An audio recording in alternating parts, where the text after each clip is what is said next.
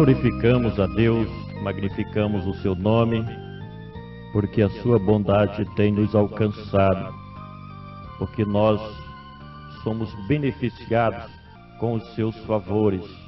Deus, Ele é aquele Pai, amigo, companheiro, que quando nós precisamos da sua ajuda, Ele está sempre conosco, nos abençoando em todos os aspectos da nossa vida. Aquele companheiro que não nos desampara, aquele companheiro que quando você chama, ele se aproxima e fala no teu coração e pergunta o que você deseja, o que você precisa. Você está me ouvindo agora e as dificuldades te acercam, te perseguem. Talvez você não saiba mais o que fazer. Eu te aconselho neste momento, entra aí no teu quarto, tá certo? Conversa com Deus. Entra numa conversa com Deus. Chora nos pés do Senhor. Entregue a Ele os teus problemas, as tuas dificuldades. Não adianta você ficar recorrendo a fulano, ciclano ou beltrano, porque essas pessoas, elas têm mal vontade para você, não desejam o seu bem. Mas confia no teu Deus, confia em Jesus de Nazaré. Ele vai tomar todas as providências necessárias para te ajudar. Basta você ter calma, confiar nele e somente nele. E no tempo certo, Ele vai colocar na tua mão a bandeira da vitória. Eu quero trazer um comentário para os amados irmãos, as queridas irmãs, ensinando a palavra de Deus. Eu tenho assumido este compromisso de, dentro das minhas limitações, mas com responsabilidade, transmitir o nosso conselho amigo para a edificação do povo de Deus. Quero falar neste momento, neste comentário, a respeito do crente e o seu testemunho de vida. Temos ouvido tantas coisas, tantos escândalos que nós ficamos preocupados. E a pergunta é: como deve ser o nosso testemunho de vida como representantes do reino de Deus? Eu convido a você para nós lermos um texto da palavra sacrossanta do nosso Deus, em Mateus capítulo 5, do versículo 13 ao 16, que diz assim: Vós sois o sal da terra, e se o sal for insípido, com que se há de salgar? Para nada mais presta, senão para se lançar fora e ser pisado pelos homens. Vós sois a luz do mundo. Não se pode esconder uma cidade edificada sobre um monte, nem se acende uma lâmpada e se coloca debaixo do alqueire, mas no velador, e dá luz a todos que estão dentro da casa. Assim, resplandeça a vossa luz diante dos homens, para que vejam as vossas boas obras e glorifiquem ao vosso Pai que está nos céus.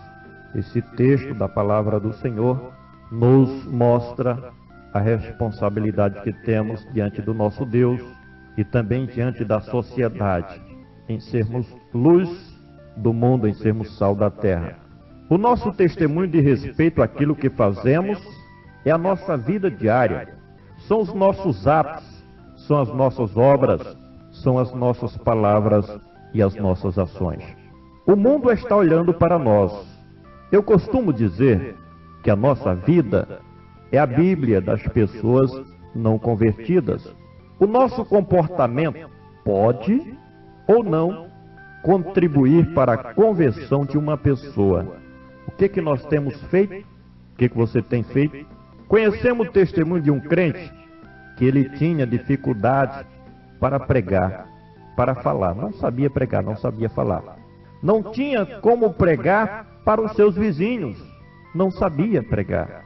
Todavia, com o passar do tempo, quase toda a sua rua, as pessoas se converteram.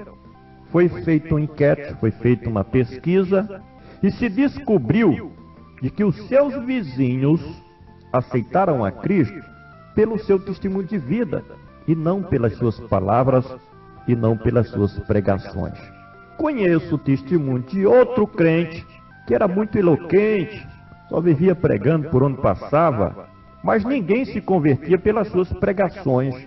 E ele perguntou a Deus: por que que é assim, meu Deus? E Deus lhe disse que a sua vida era diferente daquilo que ele pregava. Ele pregava, mas não vivia, e não vivia aquilo que pregava. Um certo evangelista prático fez uma pesquisa buscando descobrir como as pessoas crentes devem evangelizar os seus familiares que não são evangélicos. Depois de um intenso trabalho, chegou à conclusão de que é muito difícil as pessoas da nossa parentela, da nossa família, ouvir a palavra do seu parente. E uma série de razões ele também descobriu que os parentes olham mais a vida daquele que é crente do que ouvem as suas palavras, porque o que vale é a vida da pessoa. São muitos que já não têm mais moral, haja visto que levam a vida cristã como se fosse brincadeira. No seu local de trabalho, ninguém lhe respeita como crente verdadeiro, como um servo de Deus. Diante de uma sociedade corrompida, costumes maléficos, a inversão de valores, ou dominado pelos vícios degradantes, o cristão verdadeiro deve, acima de tudo, acima de qualquer coisa, fazer a diferença, ter uma vida pautada pelos ensinos bíblicos. Vou dizer mais uma vez, aquele que diz que é um seguidor de Cristo tem a obrigação de ser um cidadão de bem, cumpridor dos seus deveres, deve ser honesto, deve ser uma pessoa reta. Tem algumas perguntas que devem ser feitas. Por exemplo, o que as pessoas têm dito de nós como crentes? Os nossos vizinhos, colegas de trabalho, amigos, colegas de escola, lá no comércio, o que as pessoas dizem de nós? O que é que significa ser sal da terra? Tenho para mim que é contribuir com o nosso testemunho para que o nosso próximo ele não venha a se escandalizar. É ter um bom sabor no que diz respeito à nossa influência aos outros. É o nosso viver diário, é ter vida, é ser útil para o seu semelhante. Mas o que é que significa ser luz do mundo?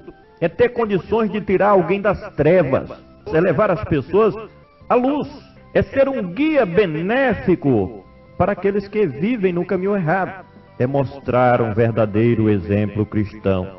Eu gosto muito daquilo que disse Jesus em Mateus, capítulo de número 5, versículo 16, onde ele declara: assim resplandeça a vossa luz diante dos homens, para que vejam as vossas boas obras e glorifiquem ao vosso Pai que está nos céus.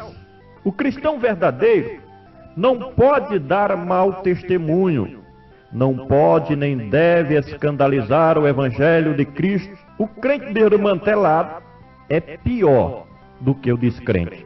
Precisamos a todo momento estar nos corrigindo nos nossos erros e nas nossas falhas. Todo mundo está passivo de falhas. O que não se admite é permanecer no erro.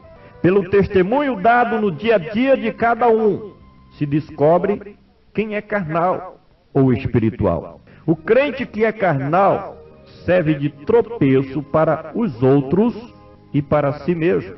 Olha, não existe nenhuma dificuldade para que o cristão ele tenha um bom testemunho. Basta tão somente obedecer a palavra de Deus. Agora, dizer que é um cristão e não praticar os ensinos bíblicos é pura hipocrisia. O Espírito Santo trabalha de maneira permanente e eficaz na vida dos seguidores de Cristo, e todo aquele que obedece à voz do Espírito Santo de Deus, que é o Espírito da verdade, não tem como viver mergulhado no oceano de rebeldia e de erro. Meu amado, será É a grande pergunta. Será que as pessoas estão nos vendo como legítimos representantes do reino de Deus?